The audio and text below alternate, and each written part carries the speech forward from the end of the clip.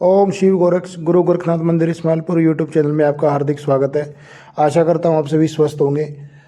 तो भाई कुछ लोग ऐसे होते हैं कि जिनको गुस्सा बहुत जल्दी आ जाता है और गुस्सा इतना ज़्यादा करने लगते हैं कि या तो वो अपना नुकसान कर लेते हैं या वो सामने वाले व्यक्ति का नुकसान कर देते हैं। उनका गुस्सा हर समय सातवें आसमान पर रहता है और कभी कभार ऐसा भी देखा गया है कि एकदम से गुस्सा आता है, इंसान शांत है और उस शांत माहौल से एकदम से गुस्सा निकल कर आएगा और पता भी नहीं चलेगा कि यह इंसान ऐसा भी है। कुछ लोगों का स्वभाव आपने देखा होगा कि बहुत शांत रहते हैं, परंतु कभी कभार उनका गुस्सा एकदम से निकल के आता है कि वो अपने गुस्से को लेकर सातवें आसमान पर होते हैं और कितनी भी वो कोशिश कर ले, कितने भी वो उपाय कर ले, कुछ भी तरीका अपना ले, बट उनका जो गुस्सा है वो नियंत्रण नहीं हो पाता है, वो अपने गुस्से को काबू नहीं कर पाते हैं। तो आज की इस वीडियो में मैं आपको बताऊंगा कि किसी व्यक्ति को अगर इतना गुस्सा एकदम से आता है और वो इस तरीके से हरकतें उनकी होती है कि वो मरने मारने पर उतर आते हैं या वो अपना नुकसान कर लेते हैं या किसी और का नुकसान कर देते हैं, तो उनके साथ ऐसा क्यों हो रहा है, क्यों वो इतना गुस्सा कर रहे हैं। तो भाई वीडियो को पूरी अंत तक देखना और जो लोग हमारे चैनल पर नए हैं वो इस चैनल को सब्सक्राइब कर दें, बेल आइकन को दबा दें ताकि आने वाली वीडियो आपको सबसे पहले मिले। हम इस पर भक्ति और भक्ताई से संबंधित जितना भी ज्ञान है, जितना भी साधनाएं हैं, वो इस चैनल पर हम आपको साझा करते रहेंगे ताकि आपकी परेशानियों का हल निकाल सकें। तो आइए वीडियो में आगे बढ़ते हैं और जानने की कोशिश करते हैं कि ऐसा क्यों होता है कि आपको एकदम से गुस्सा आने लगता है। तो भाई यह जो समस्या है ये सारी शक्तियों की है। आपके पीछे कोई शक्ति जुड़ी है जिसके कारण ही ऐसा हो रहा है। इस गुस्से के पीछे शक्तियों का हाथ होता है और शक्तियों का हाथ होता कैसे है वो मैं आपको बता देता हूँ। यदि आपके किसी भी शत्रु ने, किसी तांत्रिक ने या किसी व्यक्ति ने आपके ऊपर कोई शक्ति छुड़वा दी आपका अहित करने के लिए या आपका कोई नुकसान करने के लिए, आपको परेशान करने के लिए, तो वो शक्ति अपना कार्य कैसे करती है वो मैं आपको बताता हूँ, बारीकी से सुनिए। तो जब शक्ति छोड़ी जाती है तो उन शक्ति के साथ जो भी नकारात्मक वो शक्ति होती है उसके साथ कुछ संकल्प और कुछ चीज़ें छोड़ दी जाती है। संकल्प कैसे छोड़े जाते हैं, जैसे कि एक समय रख दिया जाता है कि यह मेरा शत्रु है और इसको इतने समय में इसको ख़त्म करना है या इसको ये बीमारी पे बनाकर ये छोड़ देनी है या फिर इसका ऐसे नुकसान करके छोड़ देना है। अगर वो किसी कोई व्यापार है मान लो, तो उसका व्यापार एकदम से जीरो आ जाए, धीरे धीरे जीरो की तरफ आ जाए, तो ऐसे संकल्प साथ में लेकर छोड़ दिए जाते हैं। उसका घर बर्बाद हो जाता है, उसके घर में बीमारियां उत्पन्न होने लगती है, इंसान का शरीर खराब होने लगता है, वंश खत्म करवा देते हैं कि किसी न किसी व्यक्ति की जल्दी जल्दी मृत्यु होने लगती है उनके कुल में, उनके परिवार में। मतलब इंसान को शारीरिक और मानसिक इतनी ज़्यादा क्षति पहुंचाई जाती है कि इंसान बिल्कुल परेशान हो जाए या फिर वो गुस्से में आकर किसी और का नुकसान कर दे या फिर वो अपना ही नुकसान कर ले या फिर वो अपने शरीर से कुछ भी मतलब कर ले या उसमें खुदकुशी भी हो सकती है, कोई और नुकसान भी हो सकते हैं, एक्सीडेंट वगैरह हो सकते हैं। तो ये शक्तियाँ इस तरीके से अपना कार्य करती हैं। तो ये जो मैंने आपको बताया ये सारी कंडीशंस लगाई जाती है, ये संकल्प के माध्यम से किया जाता है कि इन शक्तियों का इतने समय में ये कार्य रहेगा करने के लिए, तो वचनबद्ध करके ही भेजी जाती है। तो जब भी कोई अघोरी या कोई तांत्रिक या कोई भी गलत व्यक्ति जो भक्ति और भक्ताई में इस तरीके से किसी के साथ गलत करता है, तो उस व्यक्ति के साथ ऐसा ही होने लगता है कि वह इंसान बर्बादी की कगार पर आ जाता है। मैंने आपको अपनी एक पहली वीडियो में भी बताया था कि शक्ति होती है, उसका इस्तेमाल कैसे करना है ये आपको तय करना है। उससे आपको अच्छे कार्य कराने हैं या उससे आपको गलत कार्य कराने हैं। उससे आप जैसा भोग प्रसाद दोगे वो वैसा आपका कार्य करेगी, जैसा आप आदेश उस शक्ति को करोगे वो वैसा कार्य करेगी। अगर हम अपनी शक्ति को किसी बुरे कार्य के लिए यूज करते हैं तो वह शक्ति नकारात्मक रूप में आ जाती है। अगर उसी शक्ति से अगर हम कोई अच्छा कार्य करवाते हैं तो वही सकारात्मक रूप में आ जाती है। तो मेन सारा आपके ऊपर डिपेंड है।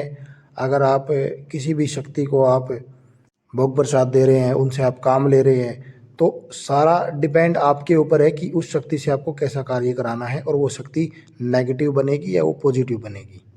कई बार भूत प्रेत जो नेगेटिव शक्तियाँ होती है वो भी बहुत अच्छे अच्छे कार्य कर देती है, और कई बार जो हमारे देवता हैं उनको भी अलग तरीके से वचनबद्ध करके और तामसिक भोग देकर उनसे भी गलत कार्य करा दिए जाते हैं। जैसे मरघट की काली, कालका माई, बाबा भैरव और बाबा वीरबुला की, तो और भी अन्य कई देवता हैं जिनको अगर हम सकारात्मक रूप में पूजें या सकारात्मक उनसे कार्य कराएं तो वो सकारात्मक चलेंगे। अगर वो नकारात्मक हम कार्य उनसे कराएंगे तो वो नकारात्मक ही चलेंगे।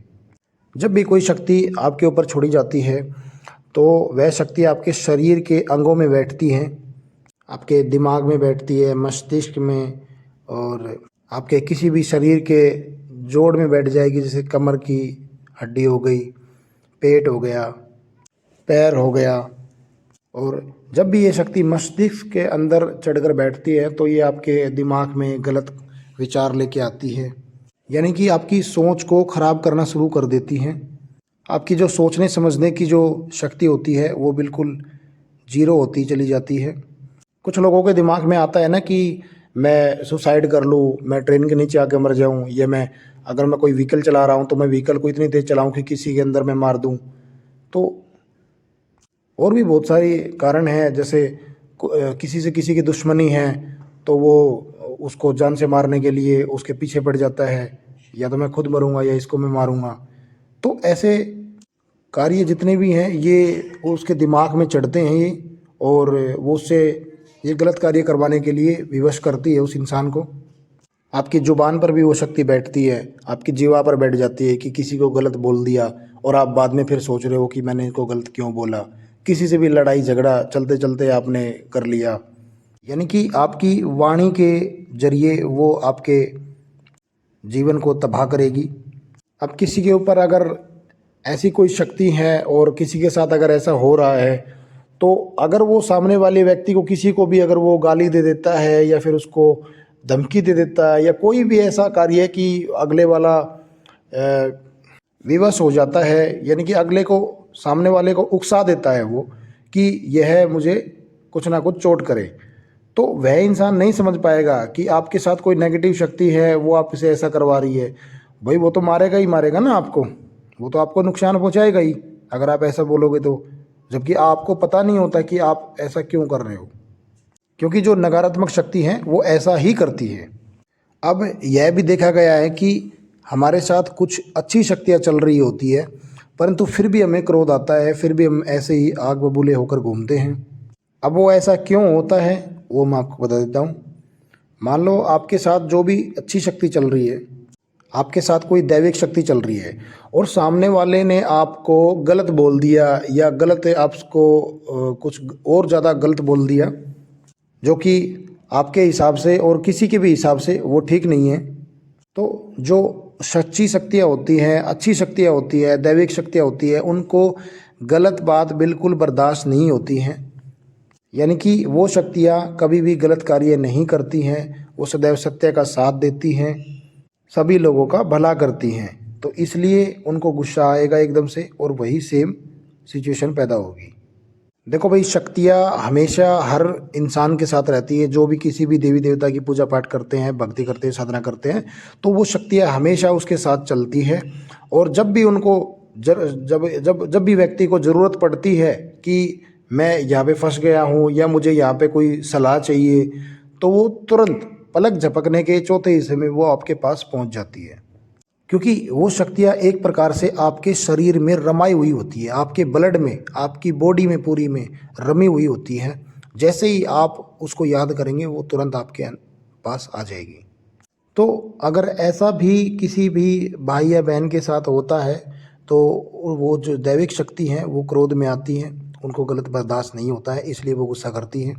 और क्रोध में आकर सामने वाले व्यक्ति को आप कुछ भी बोल देते हो जो कि सत्य हो जाता है और उसका पाप आपको भुगतना पड़ता है। मेरे जितने भी भाई बहन साधक हैं उनसे सभी से मैं रिक्वेस्ट करता हूँ कि जब भी आप कोई जप तप करते हैं तो हम भगवान की भक्ति में जब हम लीन होते हैं तो किसी को भी उल्टा सीधा ना बोले, क्योंकि हमारी वाणी सत्य होती है, हमारे साथ देवता चलते हैं, तो हम नहीं चाहेंगे कि किसी का भी बुरा हो। और जिन भी भाई बहन के पास अगर कोई शक्ति है, सिद्धि है, उस शक्ति की सिद्धि कर रखी है, तो बिल्कुल भी अपने मुंह से ऐसे वचन, ऐसे शब्द ना निकाले कि सामने वाले व्यक्ति को बहुत बड़ा भुगतान भरना पड़े, क्योंकि ये चीज़ें सच होती हैं। जिनके साथ शक्तियाँ चलती हैं तो उनकी वाणी सिद्ध होती है, उन्होंने जो बोल दिया वो होना ही होना है। देखिए मैं आपको बता देता हूँ, जब भी दैविक शक्तियाँ अपने मुख से या उस व्यक्ति के शरीर पे सवार होकर या उसके मस्तिष्क में सवार होकर अगर कोई भी वचन दे देती हैं, कुछ भी उल्टा सीधा अगर वो बोल देती हैं, कुछ भी ऐसा बोल देते हैं कि जिससे बहुत बड़ा नुकसान हो सकता है, तो उसको घटने में ज़्यादा टाइम नहीं लगता है, वो तुरंत घटता है। तो इस वीडियो के माध्यम से सिर्फ मैं आपको इतना ही बताना चाहता था, इतना ही आपको स्पष्टीकरण करना चाहता था कि ज़रूरी नहीं है कि अगर आपको गुस्सा आता है आपसे, आपका घर परिवार का व्यक्ति या फिर आप किसी सामने वाले व्यक्ति से उलझते हैं बहुत ज़्यादा, तो इस तरीके का है, तो ज़रूरी नहीं है कि कोई नेगेटिव शक्ति है, पॉजिटिव शक्ति भी हो सकती है। तो गलत उद्देश्य के लिए भेजी गई शक्तियाँ या गलत उद्देश्य के लिए सिद्ध की हुई शक्तियाँ हमेशा बुरा ही करती हैं, जो कि नहीं करना चाहिए। कोई भी शक्ति हो उसको सकारात्मक चीज़ों के लिए ही इस्तेमाल करना चाहिए। तो मैं आशा करता हूँ आपको वीडियो पूरी तरह से समझ आ गई होगी। चैनल को सब्सक्राइब करना ना भूलिए। वीडियो अगर अच्छी लगी है तो लाइक करें, शेयर करें, कमेंट करें। हम मिलते हैं एक नई वीडियो के साथ। जब तक के लिए ओम शिव गोरक्ष, हर हर महादेव।